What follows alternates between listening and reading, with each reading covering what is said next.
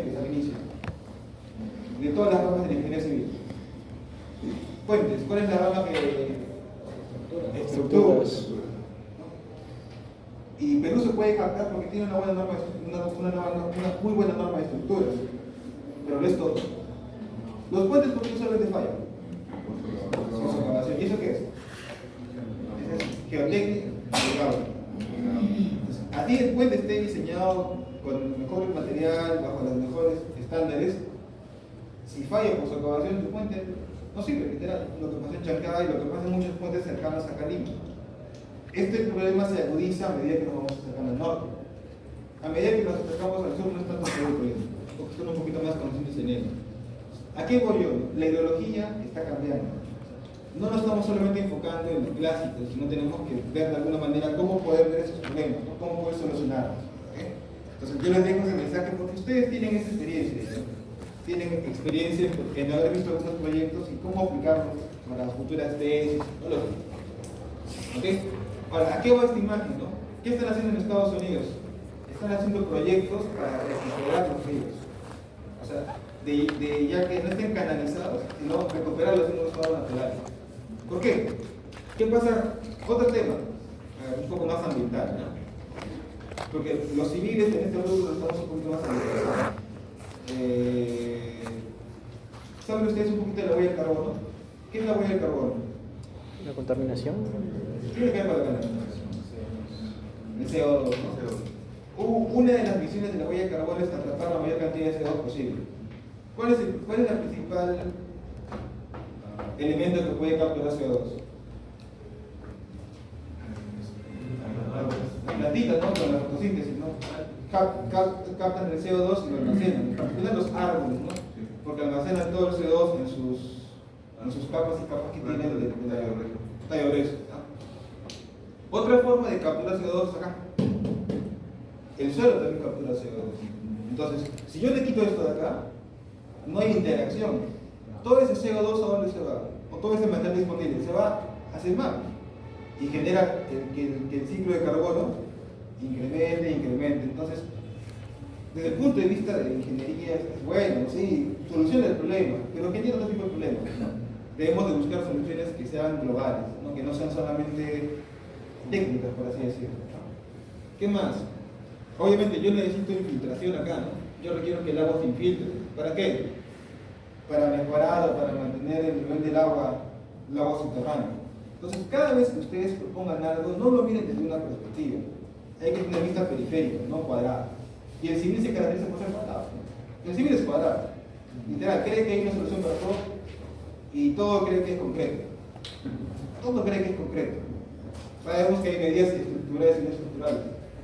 Las no estructurales son la gestión, la concientización, todos los temas ambientales, ¿no? Y a veces son más efectivas, deben ir de la mano, deben haber medidas híbridas, ¿okay? Y ese es el rubro en el cual se está llevando la ideología. Por eso la imagen de acá para mostrarles un río, creo que es en Corea, que quieren recuperarlo. Entonces maneja muy bien el sentido ambiental con el sentido del recurso hídrico. Por ejemplo, yo he visto un video, les voy a pasar este canal de YouTube. Imagínense que ustedes creen que es técnicamente posible ver al río Rímac con agua y que como en Venecia hayan embarcaciones pequeñitas. ¿Es posible o no es posible? Sí podría. No es posible. En verdad ya no hay agua.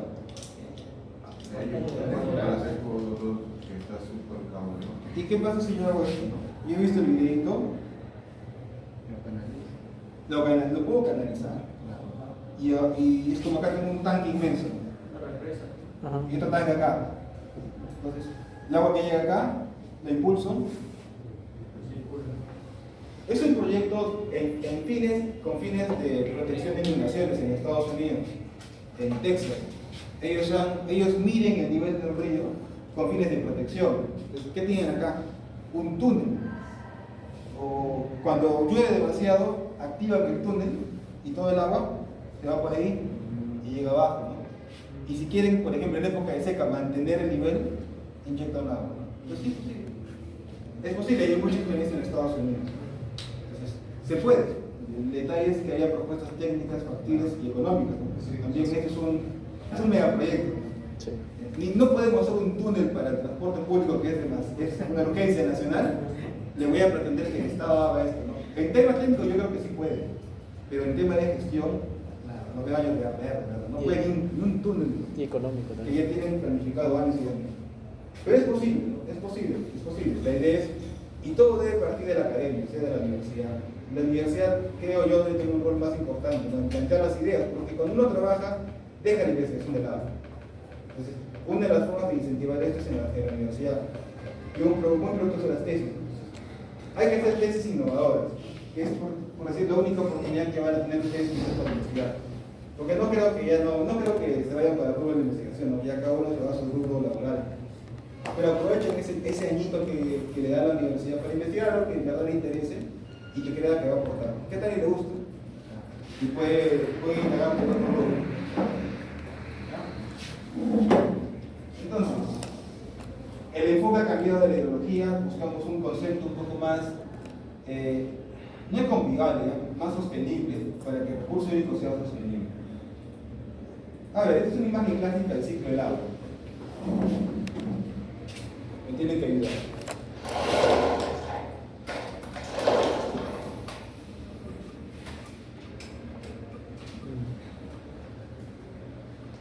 A ver, ¿cuáles son los procesos más clásicos del ciclo del agua?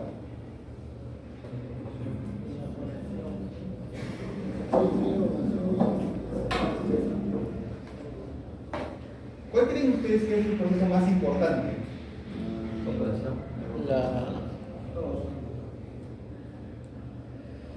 Y depende de qué enfoque lo miren. Por ejemplo, si yo quiero saber cuánta agua disponible hay, creo que el enfoque más importante sería la precipitación, ¿no? Porque es a partir de ello como yo puedo computar cuánto agua pasa por un riego. Si yo quiero saber el origen, ¿cuál sería?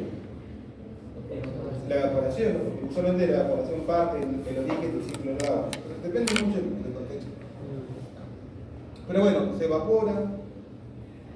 Vamos a ver, ¿qué nos acordamos de colegio y física? ¿Ya? ¿Por qué sucede el proceso de evaporación?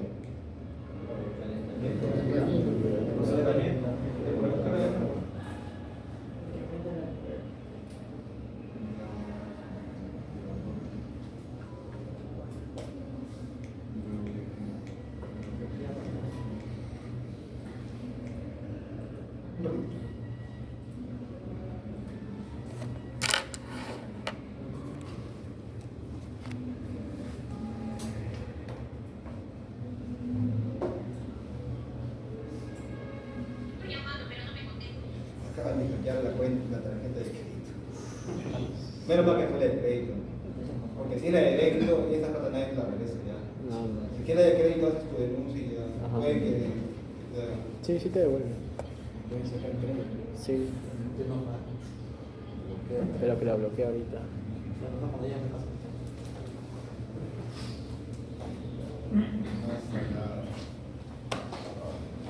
Bueno.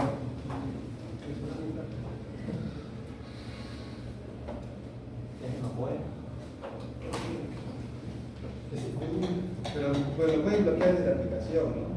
Eso dice que le están pidiendo el número de la tarjeta. No de código, que ya evidentemente al banco, pero no. Sí, al banco ahora. Llegue y abono. Porque si no vamos a ir pasando.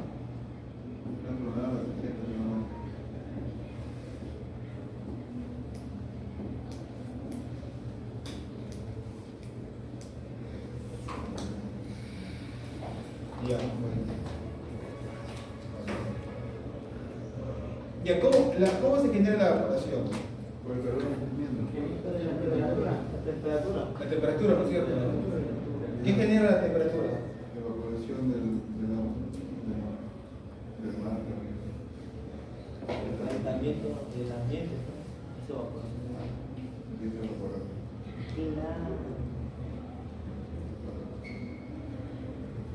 El banco atiende en cualquier rato, ¿no? Sí.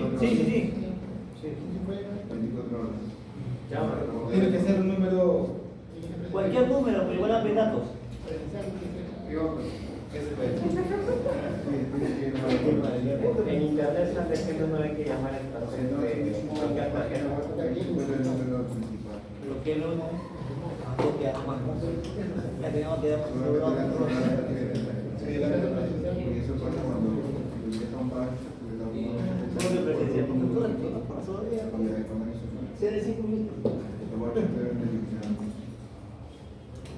se bloquea por llamada.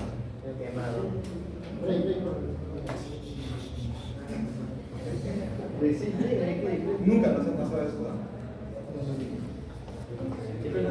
Una vez me pasó A mí me pasó una vez también, pero hice un reclamo, ¿no? Sí, cuando. Entonces ahora tengo la tarjeta esta que es CCV dinámica, cosa que no pueden hacer compras si no tienen que, me tiene que llegar el mensaje a mí. Compras mínimas, 5 horas, termina de 100 soles. Y pueden comprar las cosas bien, Pero es con tarjeta física. sí, pero pueden trabajar la aplicación de billetera de y pueden comprar, claro. Tienen el código, pueden comprar. Si es de mucho, tienen que tener el código. Hay una billetera. Para que la menos, directamente. Con eso se paga, no tienen que entregar ya no necesitan tarjeta. Y depende de qué banco, porque si es interbanco, adiós. Ahí sí me agarran pero duro. Ando en le robaron como 50 soles. Y se demoraron 2 años en el banco para devolverle porque pusieron para 5 años ese problema. Muchas peleas con este banco. 5 años.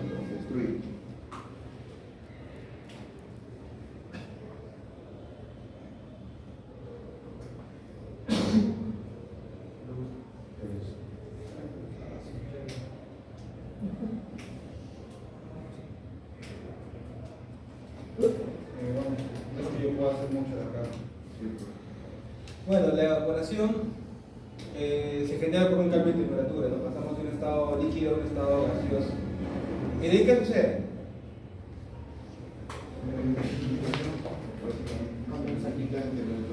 De la nada. O sea, de la nada precipita. Condensación, Y previo a la condensación, ¿qué tiene que ver? evaporación. Esta va a ser lo mismo, pues. Primero se carga. Transporte. El descenso de la temperatura se cargan las nubes menos. O sea, volvamos, ¿no? Cuando se evapora, se genera el vapor. Ese vapor, ¿por qué sube? Porque el nivel del agua está acá, por ejemplo, del mar, y el vapor que se genera está acá, ¿no? La presión del vapor No podría subir por la gravedad, ¿no? La gravedad hace que. Porque es menos denso, ¿no? El gas es menos denso, tiende a elevarse. Y el gas, al aumentar la temperatura, se empieza a dilatar más, sube más, ¿no es cierto? Se juntan las nubes, se juntan toda la base de vapor en la parte superior. ¿De ahí quién los mueve? El viento. Ahora, ¿por qué se van hacia la cadena montañosa? Tiene una razón. Porque se atraen. Los vientos jalan a las montañas. ¿Pero por qué? Creo que porque esta llega Se gusta. no llega más por la rotación. Es que se paran por las montañas, porque no hay montañas. Pues sobre las montañas se van. Se van. Se paran por las montañas y se quedan. Claro. Y no va a ser movimiento de rotación. Los vientos van desde un lugar que tiene mayor presión atmosférica a menor presión atmosférica. ¿Para qué será eso? Pues? De la costa a la sierra. Sería del litoral del mar a la sierra.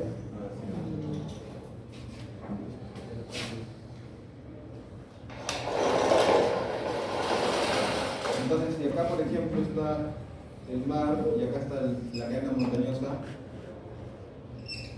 ¿dónde hay más presión atmosférica? ¿Aquí? Aquí.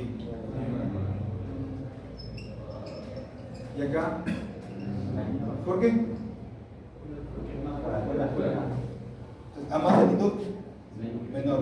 La nube se traslada hacia acá porque el viento sopla en dirección de los puntos que tienen mayor presión atmosférica a los que tienen menor.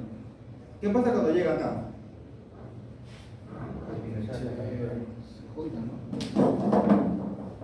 Ahí se congela, ¿no? Se condensa.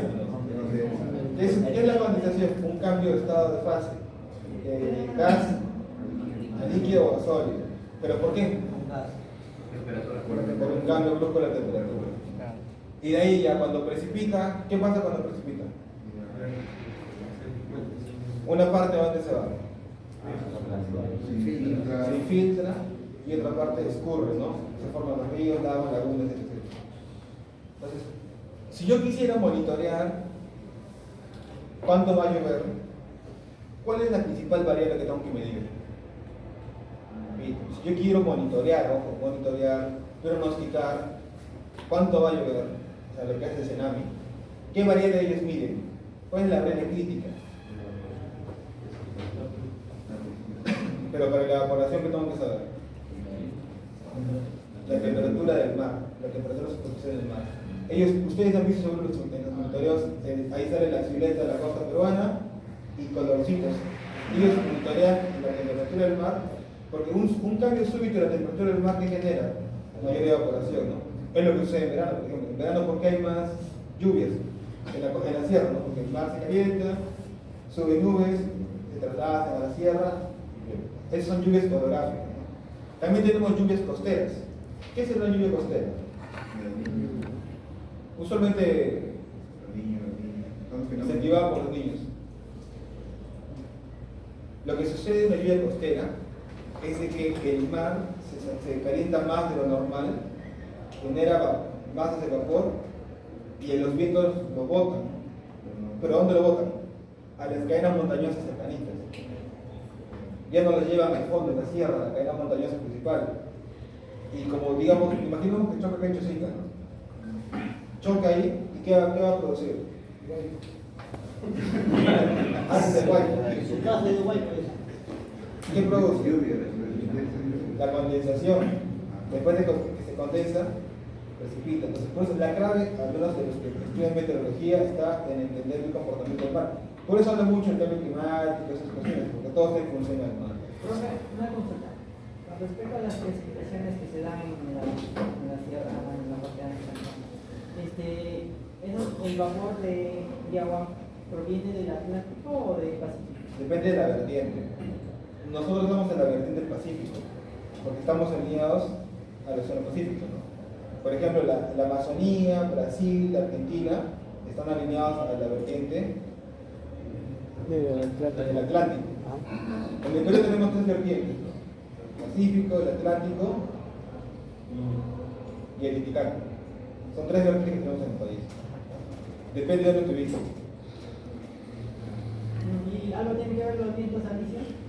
Los vientos alisios son los que transportan las masas de aire de la costa hacia la cadena montañosa.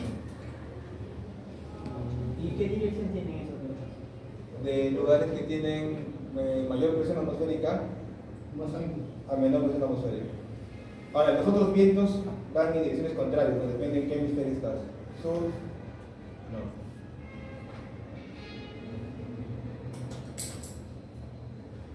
Porque hay patrones distintos, ¿no? El verano de aquí es distinto al de allá. Y va en función también a los vientos y cómo se mueven. Por ahí tengo una diapositiva que les puede interesar sobre ello. Ahora, si yo descubrí el ciclo del agua, entonces en teoría ya podrían hacer ese ejercicio.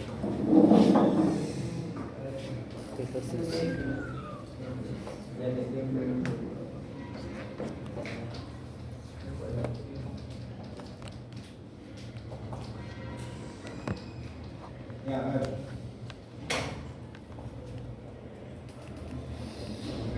¿Cómo hace nivel de inglés?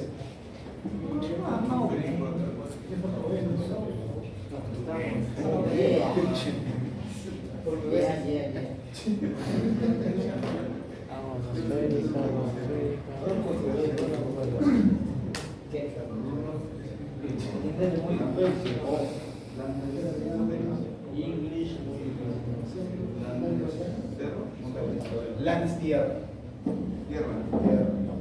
A ver, te está preguntando uno cuánto va a precipitar en la tierra, o sea, sobre el terreno, porque hay dos tipos de precipitaciones, sobre el mar y sobre el terreno, según la figura. ¿Cuánto precipita sobre el terreno? O de precipitation on land. ¿Cuánto será?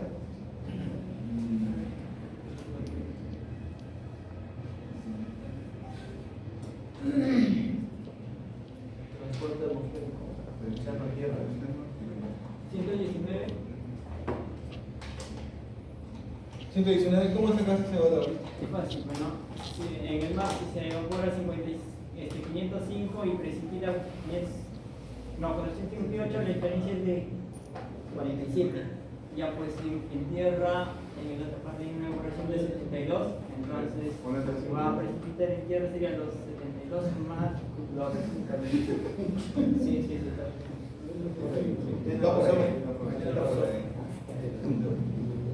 Pero hay que sacarlo de otra forma, ¿no? Se supone, tienes que verlo como un sistema, evaluar todo lo que sale, todo lo que ingresa. ¿Qué es lo que sale? La evaporación y la evapotranspiración. ¿Y qué es lo que ingresa al sistema? La lluvia en el océano y la lluvia sobre la tierra. Sumo y resto y yo obtengo lo que es 119. ¿Ah? A ver, confirme, 119.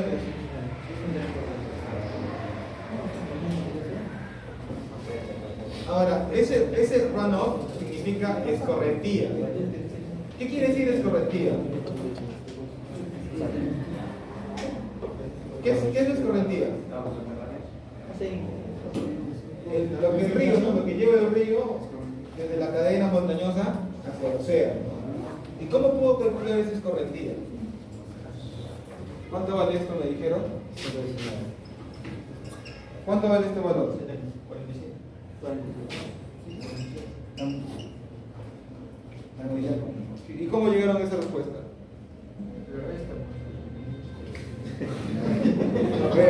Pero ¿por qué restan, pues? ¿Por qué restamos? Porque la lógica indica eso, ¿no? Ahora, yo analizo que ese es el sistema. Se supone que si llueve 119 y evapotranspira 72, la resta. Pero ¿qué pasaría si yo les digo se infiltra 20? ¿Qué harían ahora?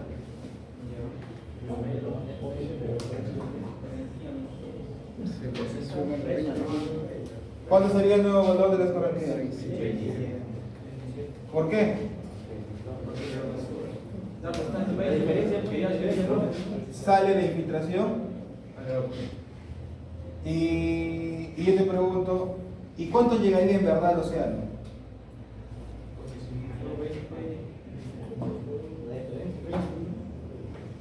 ¿No es cierto? Ambos, ¿no? Porque llegaría lo superficial y lo subterráneo. Es un pequeño ejercicio, ¿no? Para de alguna manera reforzar lo del ciclo del agua, ¿no? Que no solamente es proceso de evaporación, bla, bla, bla, sino que se puede tener ciertas aplicaciones. Eso es lo que yo quería comentar en ese tema que me contó un poco la semana pasada. Preguntas, consultas, inquietudes. Ahora nos toca ver lo que son cuencas y parámetros morfométricos.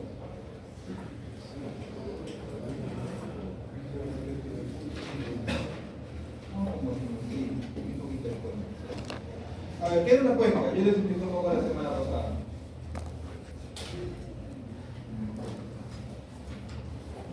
¿Qué es una cuenca?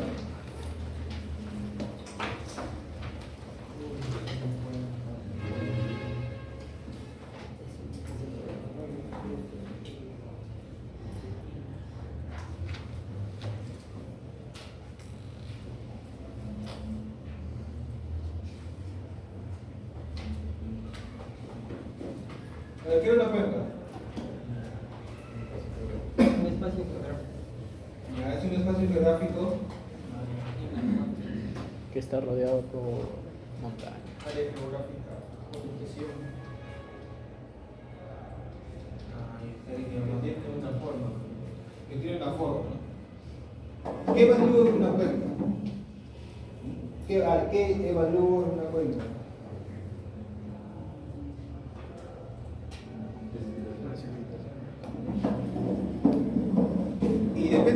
quiero analizar, ¿cierto? Todo depende de lo que quiero analizar. Por ejemplo, una cuenca yo puedo analizar cuánta agua transcurre en un río. ¿Cómo puedo calcular la cantidad de agua que transcurre en un río? Los puntos de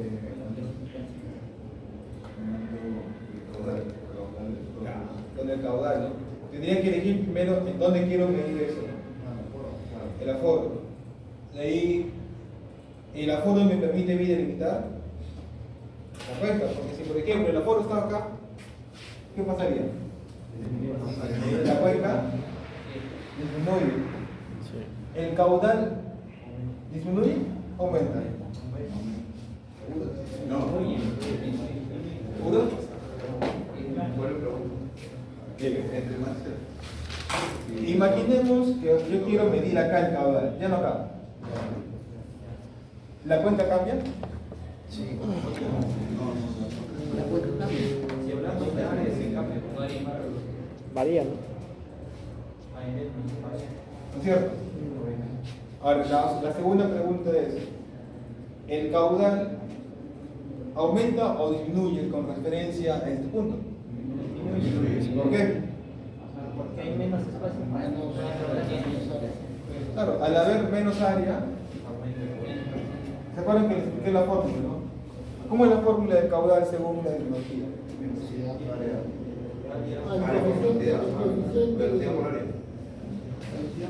Hay uno que estaba atento. El coeficiente de escorrentía, la intensidad y el área. Si el área disminuye, por lo tanto el caudal disminuye. Yo calculo la intensidad o la precipitación restando qué cosas. Bueno, yo lo puedo considerar aquí, ¿no? Solamente con la precipitación. ¿No es cierto? Porque la intensidad es precipitación sobre tiempo. Solamente requiere la precipitación. Y esta C, este coeficiente de qué dependerá.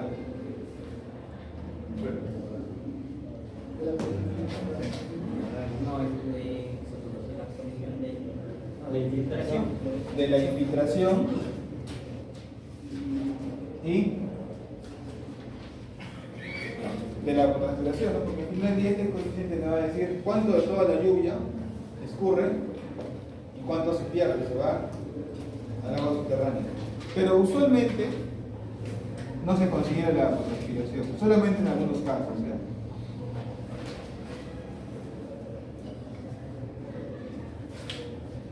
También les expliqué cómo se divide una cuenca. Buscamos el divertium aquarium, la parte más alta de la meseta, y a partir de ese punto se va trazando, ¿no? Y se delimita la cuenca. Y tiene sentido, les expliqué, ¿no? Porque si llueve, me importa saber lo que llueve dentro de mi cuenca, no lo que llueve fuera.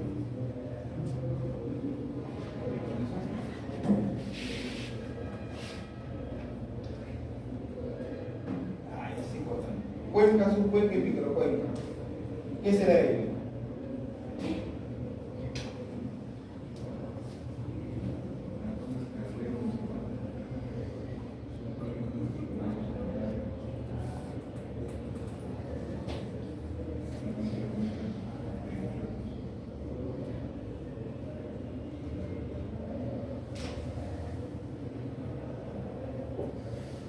A ver.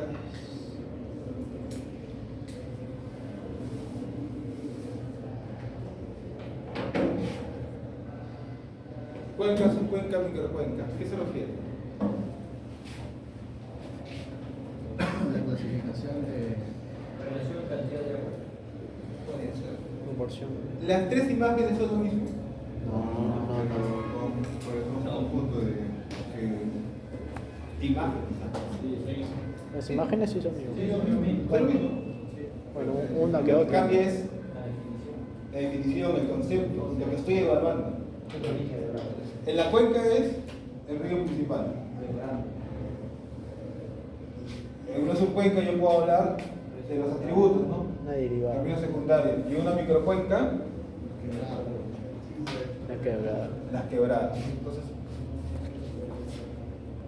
no siempre se cumple, pero puede servir. Usualmente, si yo quiero saber temas de cuánta agua hay para algún proyecto, lo miro a qué escala. Cuenca, subcuenca, microcuenca. Disponibilidad de agua, ojo. Cuenca, ¿no es cierto? En el río principal, porque es el río principal de donde yo voy a obtener el recurso hídrico para darle otra utilidad. Sería poco común hacerlo a nivel de microcuenca, ¿no? Su área es pequeña, es un río intermitente. ¿Qué es un río intermitente? Es efímero, ¿no? En ciertos, solamente se activa cuando llueve o tiene que suceder otra cosa. Cuando el suelo ya está saturado, ¿no? Para que empiece a escurrir, porque el suelo, si es una quebrada efímera, no hay agua, el suelo está seco. Entonces, las primeras porciones de la lluvia, ¿qué hace? Saturan el terreno. Si la lluvia continúa en el tiempo, ¿qué va a suceder? Empieza a escurrir, que es lo que hablamos de una activación de una quebrada. Entonces, ahora, del otro lado, si yo quiero evaluar riesgo, quiero evaluar, claro, riesgos, ¿a qué escala lo puedo analizar? ¿Dónde es más propenso que ocurra un riesgo? Una microcuenca, ¿no? Hasta puedo llegar a escala de subcuenca. ¿Por qué? ¿Qué tal? Hay bastantes microcuencas y todas se activan. Ya podría inclusive hablar hasta de escala de río secundario o inclusive a escala de cuenca. Esto ocurre mucho en donde, a ver, un ejemplo de microcuenca que ustedes consideren. Hay varios por acá. Guaycoloro, alguna en Chosica, Punta Hermosa, que es la más popular que ha pasado en los últimos años, a una escala subcuenca o cuenca. Guaycoloro por el todo el Rima, General Peor, Mala, Chancay, creo que en Casma también hubo un hueco bastante considerable en Yaco. Entonces, depende mucho del análisis, pero no es que el río Casma se haya activado, ¿no? Es que las quebradas se han activado e incrementaron el caudal en el río Casma. Y eso fue lo que generó el beneficio. Este enfoque de cuenca, subcuenca, microcuenca es muy importante analizar. Profesor, ¿la dimensión de la cuenca empieza desde la parte de arriba hasta abajo o es todo el río hasta otro? Ya, yo les expliqué esa cuadra, ¿no? El ANA, ¿cómo delimita? El ANA delimita desde la cabecera hacia el mar. Es un concepto de cuenca, ¿no? A nivel macro. Puede ser, no sé, la cuenca del río Rima, que se genera arriba en Santa Eulalia y termina en la desembocadura. ¿Dónde desemboca? Entre Callao y Lima. Entonces, eso es a nivel de cuenca del río Rima. Pero yo puedo analizar acá arribita, que quizás esté la tercera, que estoy analizando dentro de la cuenca del río Rima, pero es una porción, pero sigue siendo parte de la cuenca del río Rima. Entonces, es subjetivo, depende mucho del punto de análisis, pero por lo general, con todas las de cuenca tienes que hablar en función al punto de drenaje, que sería el mar. O si yo quiero analizar cada una obra en particular, aún puedo llamarlo como cuenca. Si estoy en una tributaria, ya estaría en una subcuenca. Igual es el mismo concepto todo el día. Sí, mismo concepto. Mismo concepto. Pero ya microcuenca es muy específico, ¿no? Así que es la medida más mínima dentro de... Determina en regadíos. Usualmente microcuencas, como son quebradas efímeras, usualmente es mitigación de riesgos. Es poco probable que utilicemos una microcuenca para analizar agua. Ahora, difiere un poco de puquios o manantiales, ¿no? Que se generan en microcuencas pequeñitas, pero es otro orden, ¿no? Porque un puquio, un ojo de agua, es agua subterránea.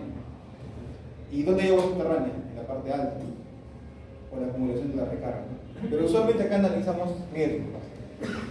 A este nivel sí podemos analizar quizás agua, disponibilidad de agua. Comienza una pregunta para definir. En ese tramo de cuenca, en el medio o abajo, ¿en dónde es el que se define una bocatoma? Ya, la bocatoma va a depender. Múltiples criterios. Depende mucho de lo que quiero hacer. Si, por ejemplo, central hidroeléctrica, me conviene la parte alta. ¿Por qué? No, en una central lo que yo busco no es tanto el agua. ¿Qué busco? Un desnivel. Entonces, ¿dónde encuentro el desnivel? En la parte alta. Muy poco probable que lo haga la costa. Un caso común, Chosica, ¿no? Pues en Chosica tiene que irse a la ladera. Entonces en el río Rímac, en la parte alta, por así decirlo, se capta el agua y se pasa por todo el cerrito, lo lanzan en Mochosica y en Chacalacayo, en Huampanín. Pero si yo, por ejemplo, quiero hacer irrigación, ¿dónde se genera la irrigación? En la parte llana, en la costa. Entonces mi bocatoma va a estar en la parte más baja. Si yo quiero hacer agua potable, más o menos, ¿no? Como la tarjeta, ¿no? Que está por ahí. Entonces depende mucho de la ubicación de lo que tú quieres hacer. Para un objetivo, entonces algo muy... Está en función al objetivo. Pero igual, hay contras, ¿no? Si la bocatoma está más abajo, ¿qué pasa? ¿Cuál es el principal problema? Es por contaminación. Puede ser. Hay otro, que es latente. Mayor longitud de la bocatoma. Sedimentos. Sedimentos. Ahora, si la bocatoma está más arriba, ¿habrá más sedimentos o menos sedimentos? Menos, ¿no? Porque usualmente los sedimentos se generan acá, pero se trasladan. Si estás más abajo, eres mucho más susceptible a sedimentos, ¿no? Por ejemplo, ¿dónde se construyen las presas? Por lógica. En la sierra, ¿no? Por dos criterios, ¿no? Evitar los sedimentos y ¿dónde llueve más? En la sierra. Pero, por ejemplo, hay casos un poco contradictorios. El norte del país, presa Tinajones, presa Gallito Ciego, están relativamente cercanos a la costa. Pero ¿por qué lo hacen ahí así? Ahí tienen un comportamiento distinto al nuestro, y es más tropical. Y son lluvias torrenciales de otra índole, ¿no? Pero por eso, ¿cuál es la presa que ahorita está colmatada al 50%? Cohechos. Ha perdido más de la mitad de su capacidad. Y fue un tema fortuito porque lo construyeron justo en épocas de niños. Tengo entendido que 3 niños o 2 niños seguidos capturaron cohechos. Entonces, ya por sí estaba viendo el desmontaje. Está en el proceso ahorita de estudios para desconmatar. No es la solución. ¿Por qué? ¿Por qué creen que no es una solución desconmatar? El sedimento es un ciclo. En algún punto va a volver a sedimentar. La solución no es desconmatar, es atacar en la parte alta. Si quieres que viva un poco más tu presa, diques de retención en la parte alta. Pero ya sabes, si tú haces un dique arriba, ese dique se va a llenar y vas a alterar. Entonces, eso va más allá de simplemente saber cuánta agua discurre, sino saber cómo manejar el recurso de ello. ¿No? Capaz fue un error de diseño. Es que parece entonces, bueno, sí tenía mapeado los fenómenos del niño, pero no tenía mapeado su recurrencia. Entonces, construyeron y les tocó. Tristemente les tocó. Y supuestamente de eso debimos aprender, pero no hemos aprendido todavía. Señor, pero el periodo de retorno no se preparó. Es que como te digo, ¿te acuerdas qué era el periodo de retorno? Es un periodo de recurrencia, ¿no? 100 años. No significa que de acá 100 años va a ocurrir. Que en ese lapso de tiempo puede ocurrir mañana. Como puede ocurrir acá 10 años. Tú no sabes. Y ahora peor con el cambio climático. Todo se da. Ahora, ¿qué se está usando, no? La respuesta ya no es un número, sino es un rango. ¿Qué tenemos por ello? Ya no podemos dar números como, o sea, uno cree todavía que la ingeniería es exacta. No es exacta. Al menos en estos grupos no es exacta. ¿Por qué? Debo buscar rangos. Por ejemplo, si yo qué haría, me dicen diseño una bocatoma. Yo hago un estudio, más o menos, ¿cuántos son los periodos de retorno de bocatomas? Ya según la literatura dice que son entre 50 a 200. Entonces, ¿qué debo hacer? ¿Debo elegir un valor en particular? Uno dice, saco promedio, pues ya, porque le encanta promedio, 100 años, listo, con esto hago, calculo un caudal. Y no es mentira, ustedes creen que me van a ayudar en eso, no es mentira. ¿Qué es lo que en verdad se podría hacer y que tenga un poco más de coherencia? No le digo. Hacer un cálculo con 50 y hacer otro cálculo. ¿Y qué cosa? Y evaluar cuál es la implicancia que genera hacerlo con 50 y hacerlo con 100. Y generar escenarios. Yo digo, al final del día nosotros solamente damos herramientas a quien toma la decisión. Pero a quien toma la decisión tienes que darle una forma que lo entienda. Pues. ¿Y cómo lo pueden entender? Con mapitas, con dibujitos, ¿no? Y colocarle bonito para que te entiendan. Entonces, si es que yo quiero una bocota, me le puedo decir, ¿sabes qué? Ya, esto va a pasar con este caudal y esto puede suceder, ¿no? Puede que se derrumbe y acá sí va a colapsar. Él toma la decisión, ¿no?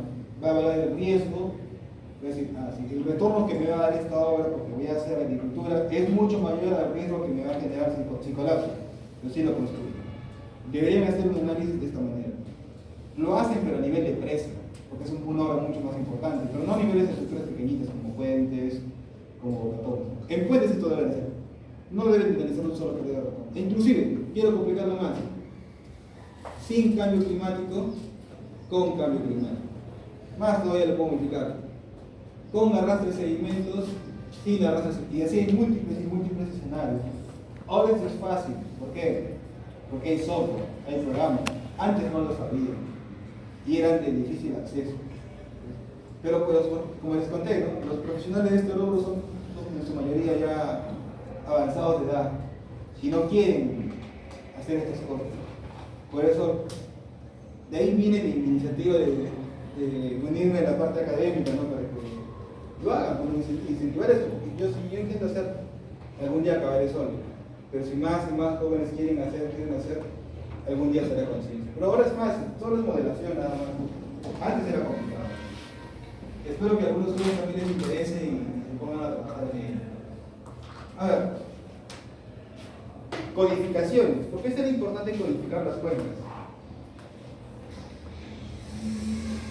Tener un mejor control Para un control, ¿no?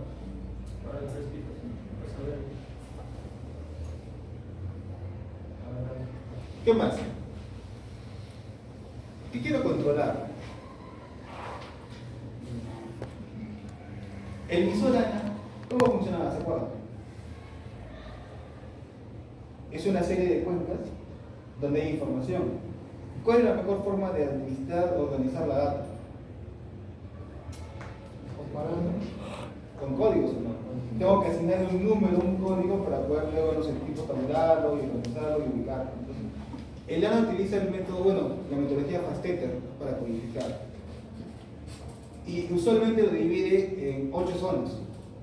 No, 9, lo siento, 9. Tienes que clasificar cuántas son cuencas y eso te genera 5 intercuencas. ¿Qué es una intercuenca? El espacio que hay entre subcuenca y subcuenca. ¿Qué es una subcuenca? Yo lo expliqué hace ratito. Una rama de la cuenca. Del río principal tiene una rama, una tributaria.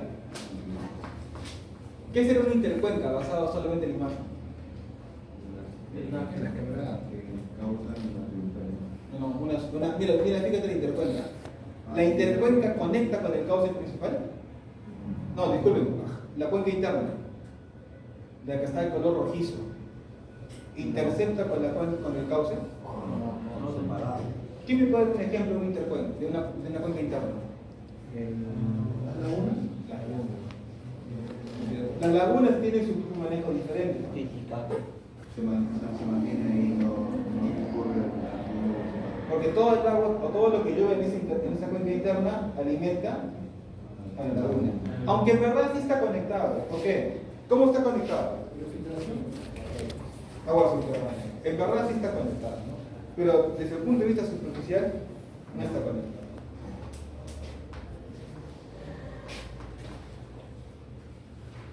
A ver, sí. A ver.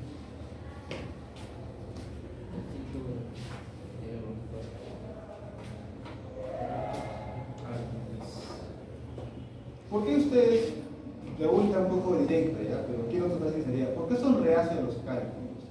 Porque yo sé que aquí me responden y tienen muy buen criterio, con la experiencia, con infinidad de temas, ¿no? Pero cuando entramos al tema de cálculos y números, su proactividad se reduce a cero. ¿Por qué? Quiero escuchar una respuesta honesta. ¿Cuál sería esa razón? Yo tengo múltiples hipótesis en mi cabeza. Disculpe, de acá se va a lanzar ejercicio algo así. Ya lo tomó.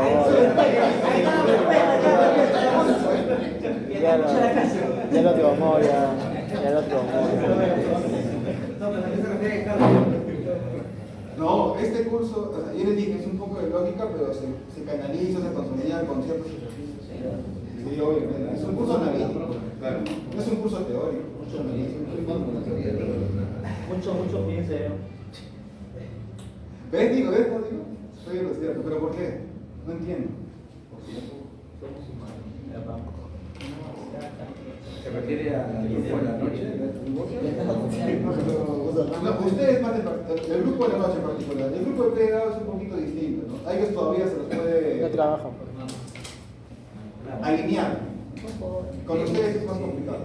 ¿Pero por qué? Porque ya hemos llevado y un repaso, nos cuesta todavía, ¿no? No sabía, pero cuando Ya. lo ubicamos, Todos somos jóvenes. No es la edad no es. Más que todo por el tiempo, ¿no? Estamos en constante, tenemos mil cosas que hacer. Claro, la responsabilidad también. Siempre está ocupado. Acá me preocupa de que voy a tiempo. Esas son excusas clásicas. Buscamos una excusa un poco más coherente, un poco más concisa. Obviamente viene yo no digo, o sea, yo no creo que no sean capaces, sí son capaces, si le invierten el tiempo necesario. Unos tienen una forma de procesar más lenta, más rápida, intermedia. Eso es cada uno conocimiento interno, cada uno sabe cómo puede afrontar un problema. Pero porque son reacios, no tiene nada que ver uno con el otro. Ustedes son reacios a eso. O sea, de frente ponen una barrera, sin ni siquiera intentarlo, o sea, prejuzgan algo sin ni siquiera conocerlo. Y eso ya es psicológico. Pero ¿por qué? Yo quiero entender el por qué. La educación de cada uno. En mi caso, la flojera. Es honesto, señor. Procrastinar. Es la flojera, profe, en mi caso. Entonces, no que eso está más en su cancha. Sí. Pero puedo. Y después, ¿qué pasa? A mí me cuadraron en el curso de canales, en el electivo. Y en parte tienen razón en parte, pero no me parece cómo lo canalizan. ¿No? Quieren algo aplicativo. Pero yo me pongo de, ¿cómo quieres lo aplicativo Si no si lo no sabes. manejas la teoría? Ajá. O sea, tú quieres ser una maquinita que tienes un Excel y que el Excel te haga todo. y ya está. ¿Qué tal el Excel que está? ¿Qué tal tu asistente viene y te hace un Excel y hace una barbaridad? Y tú no te das cuenta porque no dominas la teoría.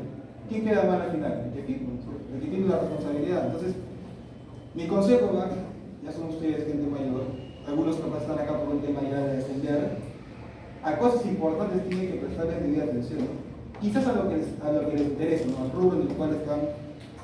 Pero tristemente este rubro es transversal. Puentes, carreteras, agua potable, canales, es transversal, lamentablemente es transversal. ¿Por qué lamentablemente? Porque a nadie le gusta. Hay que ser sincero, poca gente le gusta este rubro. Entonces, yo quiero saber ello porque cada vez que choco con grupos de ustedes, siempre es un poco complicado. Por eso dejé de enseñar desde abastecimiento, porque chocaba demasiado. Yo le colocaba la teoría necesaria, lo básico, con la aplicación.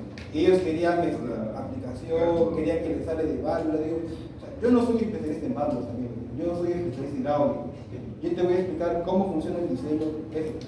Lo tuyo, si tú quieres válvulas, vas, buscas un especialista en válvulas. No, el curso no se llama válvulas, se llama abastecimiento de agua potable y alcantarillado. El curso es que tú aprendes a diseñar tuberías para transportar agua y desagüe, no para que elijas válvulas. Y me hacían preguntas que no tienen sentido. Le digo, y son reacios, la verdad, no entiendo. Son muy reacios. Vamos a ver si yo hago cambiar su percepción. A ver. Ese es mi objetivo ahora con ustedes.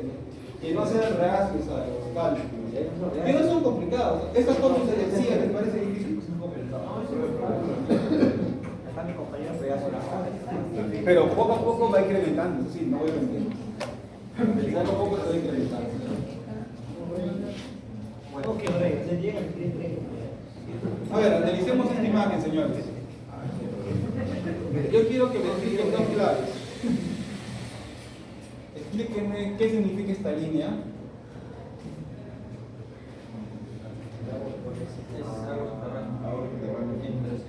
El agua.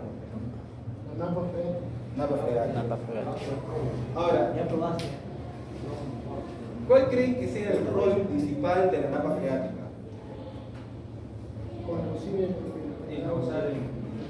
¿Cuál es el rol? ¿Tiene un rol ese nivel freático? La filtración del agua. Servir como almacenamiento de agua en caso de que el agua Ya. Si yo evalúo el análogo freática con respecto al tiempo, ¿qué me pueden decir? En el tiempo, ¿cómo pueden describir el análogo freática? Sirve como reservor. almacenamiento constante. ¿Constante? Buena pregunta. ¿Es constante?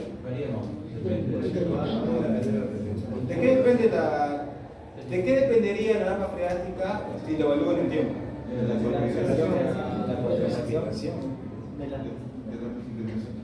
Precipitaciones que Eso quiere decir que en época de lluvia, ¿cómo va a estar la alarma freática?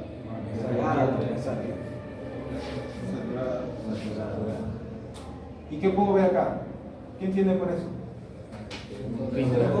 Con la filtración, un ojo de agua, ¿no? Es literal cómo funcionan los ojos de agua, ¿no? Cuando el nivel freático está bastante elevado y en la roca maciza hay un huequito, sale.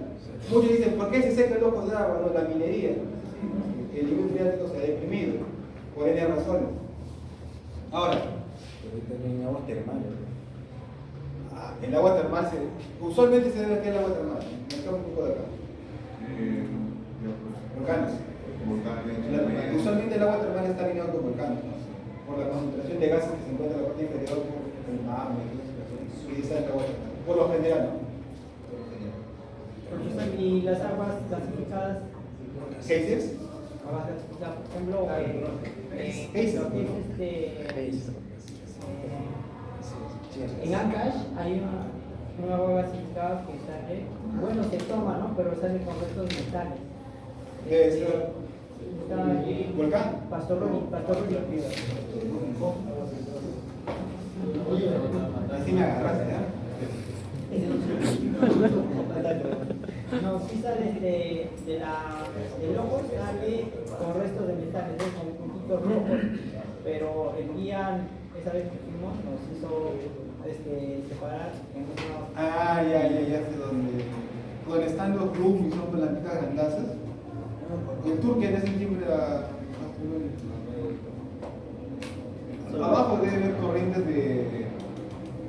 de magma, algo así, para que pueda emerger, no emergería. Pero ya es otra variable más para incluir acá en el ciclo del agua, porque eso altera, ¿no? Hay un caso, ¿ya? En Tacna hay una zona que se llama Calientes. Y justo está en la meseta, está en la parte volcánica. Tacna, Moquegua, parte de Arequipa y parte del norte de Chile se caracteriza por la cadena montañosa y por la gran concentración de volcanes. Entonces, hay algo muy particular. Hay una zona que riegan con agua con alto contenido de sulfuro. Yo no la llamaría contaminada, yo la llamaría no apto para el consumo humano y no apto para el cultivo. Entonces, ¿qué están haciendo? Han caracterizado la zona y han dicho, ¿no? De esta subcuenca el agua es de una óptima calidad. Entonces, ¿qué están haciendo? Están generando como una presa ahí para almacenar esa cantidad de agua. Entonces, ahí tiene que ver qué cosa, un análisis físico-químico del agua, ¿no? Y analizar, por ejemplo, el tema de los metales pesados, etc. En algunos proyectos en particular sí se evalúa el tema de las conexiones que tiene el agua con otro tipo de recursos. Igual cuando te acercas a la minería también. De eso de agua gasificada sí me agarraste totalmente, ¿no? Nunca he visto. Bueno, regresemos acá. Ahora, imaginemos que este es un escenario número 1 y un escenario número 2. Y hemos visto que el escenario se genera debido al tiempo, ¿no? En un cierto tiempo tenemos un escenario y el otro escenario. ¿En qué escenario va a existir más escorrentía superficial? Cuando hay mayor precipitación. 1 o 2. ¿Por qué el 1? Porque se satura la... Al estar más cercano al nivel superficial, el suelo está más saturado. Requiere menos agua para que se sature por completo y obviamente genera la agua.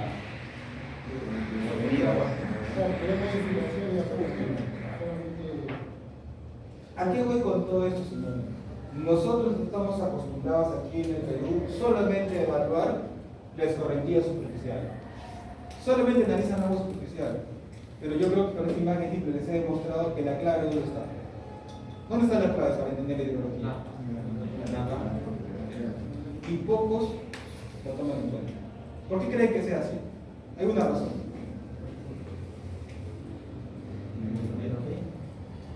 ¿Por qué? El dinero siempre es el superviviente. Yo diría dinero y falta de interés. Y especialistas. Los geólogos.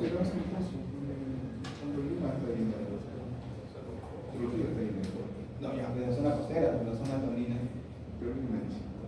Hay, por ejemplo, los ojos de agua, las manantiales. Pero ¿cómo Es que el problema es la costa, porque es seca. generalmente la inversión viene por temas que lo queremos más accidentado, pero no quieren ir a hacer trabajos allá.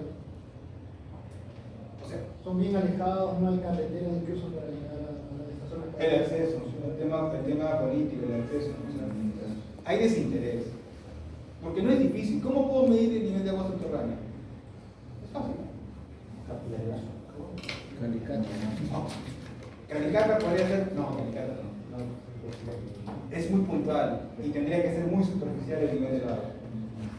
Ahí tendría inclusive problemas de licuación de suelo. Por ejemplo, en Juno, el nivel de una parece que está a 35 centímetros, nada más, 40 centímetros. Ahí hacen que estructuras flotantes, full pilotaje, pueden llegar también está bastante elevado. En el Callao que está un Villa, el Callao, hay muchas experiencias. Pero ¿qué harán, señores? O sea, desde el punto de vista de un caserío donde requiere agua para consumo humano. Entonces sería cuestión de que no hay una necesidad por eso.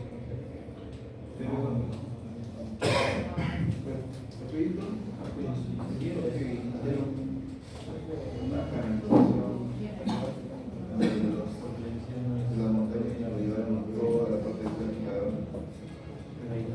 Y supongo que también habrá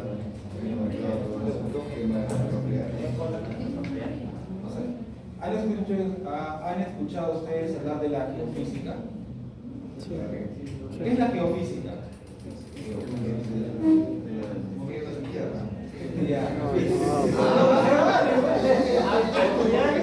vamos a la chacota? Geo es tierra, física, física, ¿no? Claro. Física se refiere a usar los principios físicos, ¿no? Para poder obtener información. Principio físico de la Tierra. Dice que estoy en las propiedades físicas de la Tierra. Aproba. Ahora, ¿cómo yo puedo obtener o cómo yo puedo calcular el nivel de la napa freática usando la geofísica? Y digo, ¿qué le enseñan en geología? Ese es básico del camino, no es geología. O sea, aparte de tus roquitas, aparte de eso, deben explicarte lo aplicativo. ¿Por qué no piden aplicativo ahí? Lo piden en cursos que quieren ahí, aplicativo, y el geología es bien electricidad. ¿Qué tiene que ver la electricidad?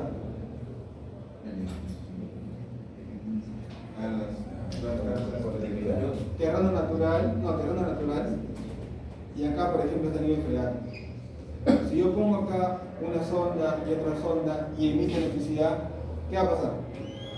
Se dispara. Se dispara. Utiliza el parámetro de la resistividad, que es la oposición de un cuerpo a conducir la electricidad. Entonces, cuando el equipo dispara, ¿qué encontró? A una profundidad posible. Y ahí saca para todo. Inclusive te puede sacar hasta estratos. Para eso es la geofísica. Otro. Eso es al tiempo. ¿Ah? Con el tiempo tendría que ser eso. O sea, ¿me refiero constante o por la variación? Obviamente, esto es una fotografía de un tiempo en particular. Un tiempo en particular. Si tú quisieras saber un análisis completo, al menos una vez al mes, y tienes el comportamiento todo el año. ¿Y ese equipo puede ser para rayos? ¿Cómo? No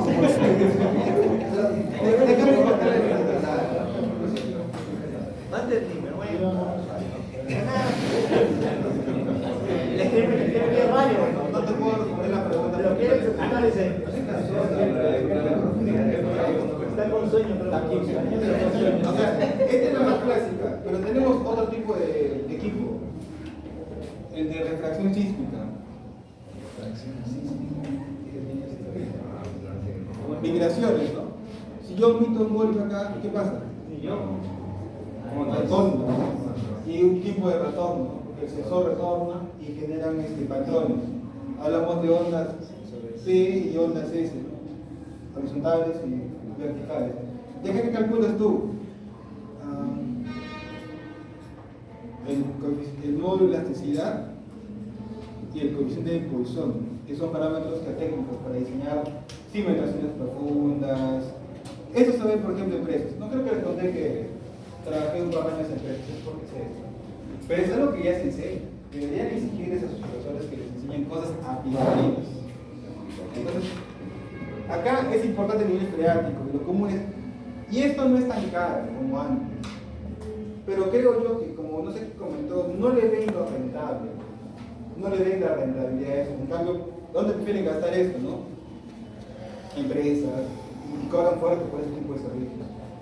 Y mantienen el precio para obras de estas, que no tienen presupuesto para hacer un estudio tan específico. Pero un esfuerzo hicieron en ICA. ¿Por qué creen que ICA ha hecho un esfuerzo inmenso con puro estudio? Va más allá que de la capa freática, por la necesidad. No tienes agua superficial. ¿Qué tienes que optar? Por aguas subterráneas. La necesidad generó esa inversión para poder medir, ¿no? Yo diría, debe ser similar. ¿Por qué no hace lo mismo en Casma? No tengo su contexto, no sé, pero sabemos que Casma, por esta paciente Casma, Cornell, tiene poder. Hablemos de esa zona ya, un poquito. Todo el mundo conoce el proyecto Chaimochi. Chaimochi, Chao, Perú. ¿De dónde viene esa agua? Río Santa. ¿Y el río Santa a quién le pertenece? ¿Dónde está Casma? ¿Quién no tiene agua? Casma. ¿Es coherente? Tema político, ¿no? Entonces, yo infiero que, ¿por qué es el poco de Casma, no? Porque yo he estado por un tema X por ahí, voy por verano, y no hay agua, pues, literal, no hay agua, ¿no? Y tiene un gran potencial agrícola, tiene grandes fondos, grandes espacios para poder irrigar. Yo me he puesto a preguntar siempre, ¿pero por qué no lo involucran? ¿Por qué no desvías un poco el agua del río y el que viene, pues, no me quiero meter en muchos temas fuertes, en la cuña, que todo el agua que está del río Santa se lo lleva a Trujillo. Es más, en el proyecto está contemplado que gran parte de esa agua baje al proyecto Chicama, que está Casma y de abajo. Pero todo por temas políticos. ¿Okay? Pero digo, al menos incentiva el uso del agua subterránea, ¿no? Porque si el río Santa está cerca ahí y toda la cadena montañosa superior, se supone que el nivel freático debería estar a una gran altura. Digo, ¿dónde está la Universidad de Santa? ¿Por qué no se estudia allá abajo? Me parece que es falta de interés. Y todo debe partir, como se comentó, de la universidad. De la universidad, en este caso, de Santa. Si han hecho, no lo sé. Lo poco que yo investigué hace un par de meses, porque estaba buscando información de agua subterránea, es que solamente hay ICA. Y nada más que ICA. Hay cosas que se deben de hacer, pero se deben de hacer cuando se de importancia.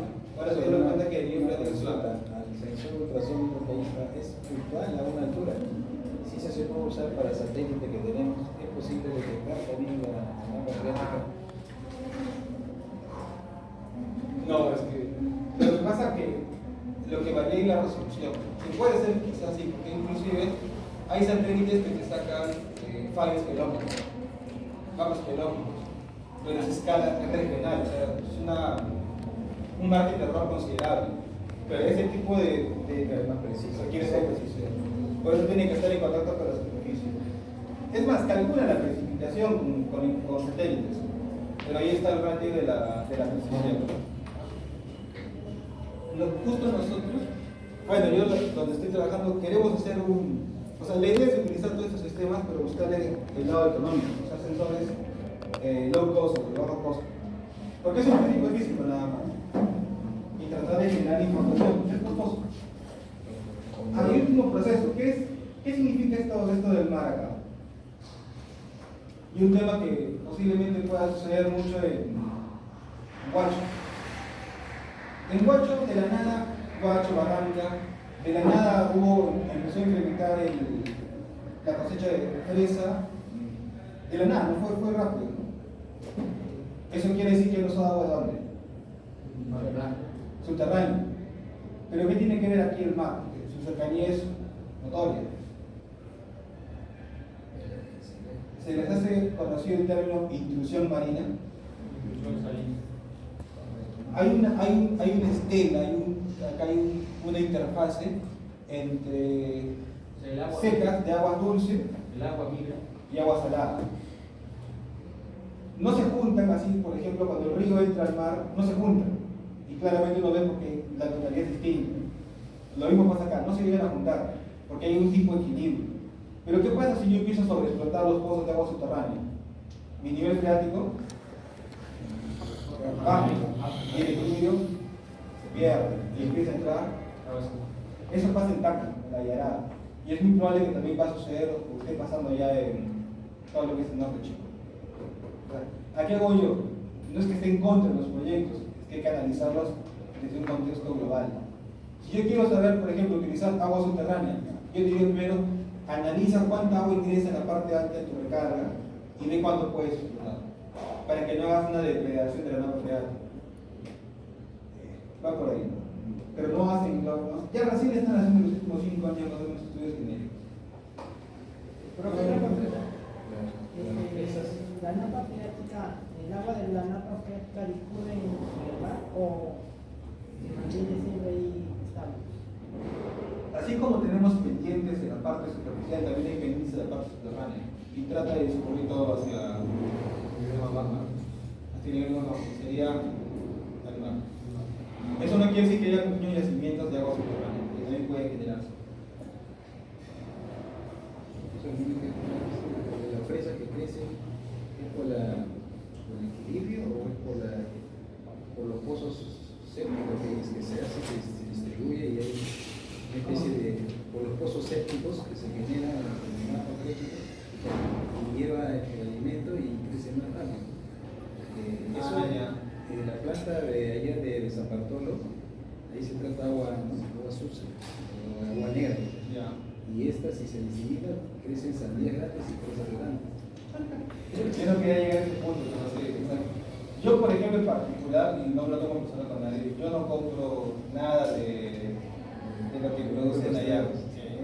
O sea, el agua residual se puede usar con plantas de tallo alto. Nada que tenga que ver con consumo directo. O sea, si el proceso fuese correcto, hasta podría uno analizarlo y pensar, sabemos que el proceso es correcto.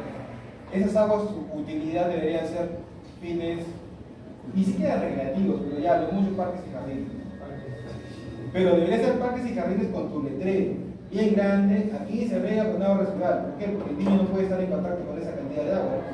Al estar expuesto con mucha cantidad de agua, le puede picar. Pero acá no hace, porque hace lo que quiere. Puede beber. Claro. Otra anécdota, creo que les conté, yo estudié en Australia, y ahí literal, había un letrero. Esto se riega con agua de tal lugar. No tocar. Digo, ¿dónde está lo malo que sí la verdad? ¿Qué quieres ocultar? No lo entiendo. Pero sí, pasa mucho en todos los valles. Pasa en Tacna, pasa en Moquegua, pasa acá en Lima, pasa en todo lado. Y ahí es un tema más que todo quizás social y económico. Es un tema complejo. Al estar cercano, el costo se reduce. Y hay ciertas familias que tienen acceso a eso. No podemos hacer nada en contra de ello. Yo particularmente no compraría ahí, porque sé dónde puede. La salud pública está convencido que tiene la clínica y entonces un porcentaje. Ahí sería un estudio básico y la posta más cercana. Así que de la nada incrementar los casos de gastro o que tienen que ir con el estómago, hay un indicador de que esté la.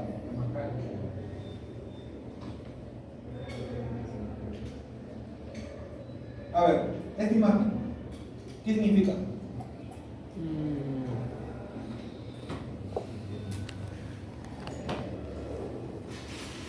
Solamente estoy seleccionando algunas imágenes para que yo considero importantes. ¿Por qué es importante esta imagen? ¿Qué me quiere expresar?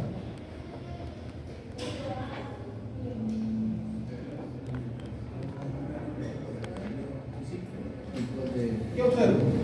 dos cuencas, ¿no? Izquierda, derecha. Si yo quisiera analizar la cuenca de la derecha, y le quito mi cuenca todo bonito y ya está. Pero ¿qué noto de particular? La dirección del fluido hacia una cuenca. Yo les dije, ¿no? Lo que yo veo acá en teoría no me debe de importar, porque no cae en mi cuenca. Pero ¿desde qué punto de vista? Superficial. Pero el detalle sucede, ¿y qué tal si la geología estructural de esta forma? Entonces es más complejo de lo que uno cree. Pero ¿qué es lo que sucede? De alguna manera, esto es muy idealizado, pero si estoy en una cuenca, una meseta, donde acá hay una laguna, y acá hay una laguna, no hay mucho problema, ¿no? Porque la laguna mantiene un nivel estable de agua. Entonces, la transmisión de agua es ya casi constante, es homogénea. Y es lo que ocurre usualmente en la sierra. Por eso es que se desprecia. Pero en algunos casos no. Entonces, uno debe reconocer que podemos delimitar la cuenca de manera superficial, sin embargo, debemos de ver esos temas. Esto donde se observa, en presas. Cuando se diseñan presas, va un geólogo.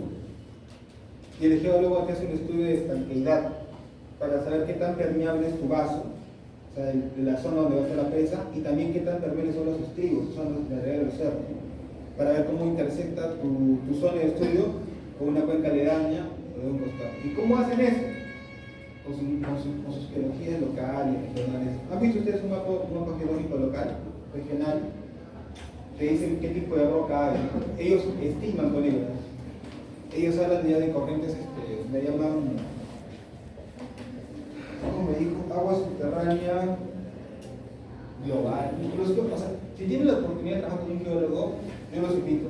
Son una mina de oro profesionales. Te ven a la roca de otra forma y te explican cosas interesantes.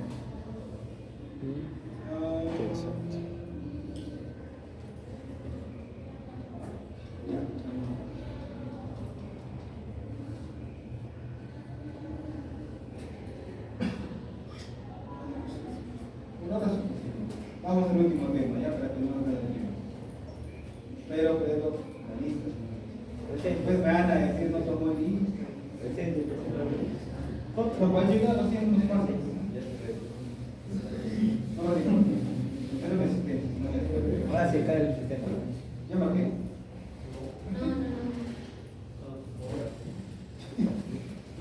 ¿Cómo? Sí, como no.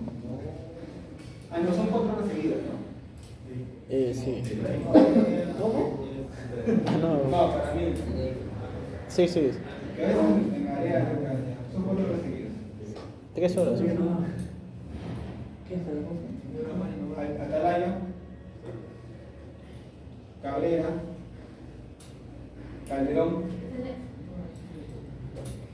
González, Martínez, Halo, Merino, Presente. Muñoz, Ortiz, González, Quispe, Ramos, Carauch, Riquelme, Ruiz, Saldaña, Villarreal.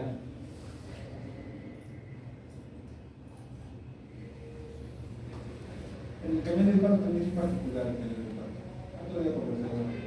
Vamos al tema de esta semana, ¿ya? Que es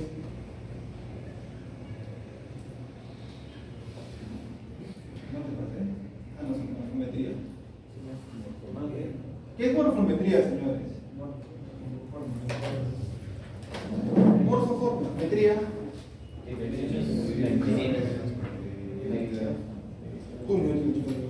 Yo me acuerdo que la gente con que era así. Ya lo vamos a ¿Qué?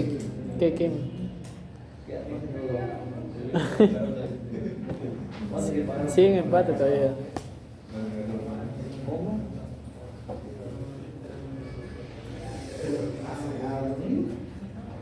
O sea, pero ¿cómo? Pero, o sea, hemos estado en verano en Brasil, tanto tiempo que ha pasado.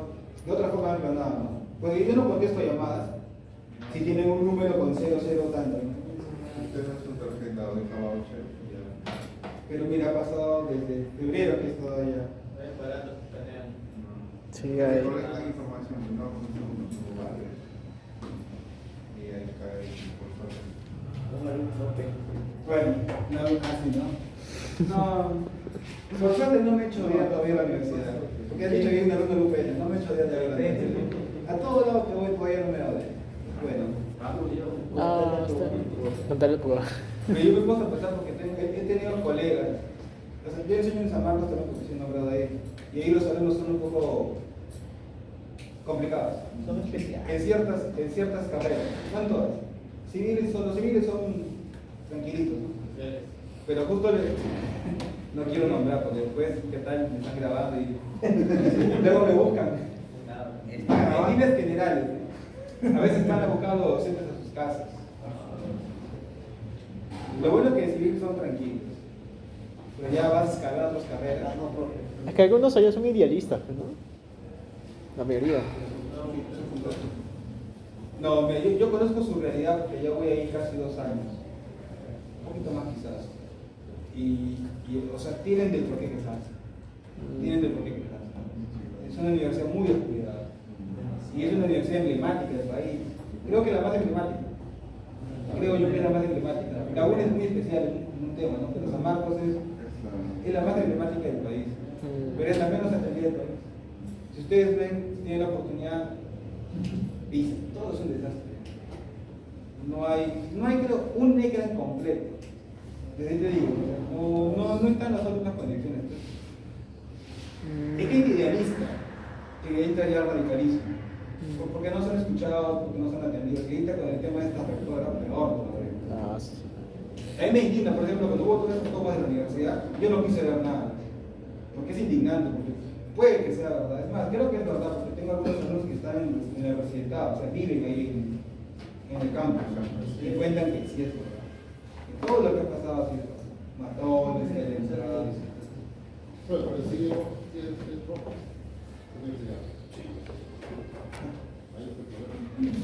No es el problema, si clasificamos entre todos, generalizamos, diría solo social, es una ramita, ¿no? Pero hay mucha gente que es tranquila. Pero ahí avivan las. O sea, dentro de la gente tranquila, que esté incómoda, hay una cabecilla que aviva, mueve las aguas, y el que está incómodo para las cosas se agrupa con esa gente y generan todo lo desastre. Es porque las cabecillas están mal, por la falta de atención que tiene la universidad y no tienen otra forma de cómo de alguna manera reaccionar ante ello. En los pocos años que yo voy allá no ha habido muchos problemas hasta el año pasado, que fue horrible. Muchas veces han suspendido. Es más, hace poco hubo elección de decanos y de rectorado. Nos tuvieron que sacar de emergencia a los profesores en el día de la votación. Sacaron de emergencia los que tenían miedo que también nos vaya, porque miembros de mesa, votantes, creían que había temas fraudulentos. Fue todo un tema. No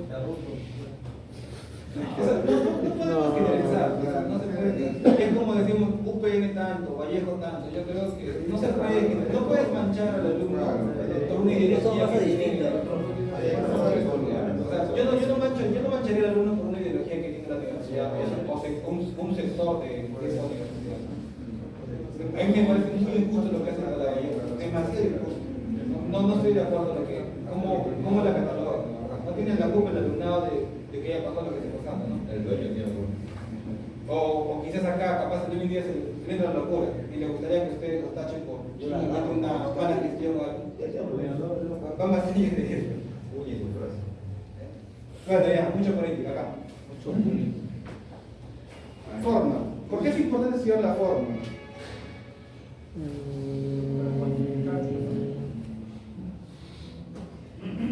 Para mí los parámetros en que se comportan, ¿no? Analicemos algo. La forma que capta el agua, las lluvias. A ver.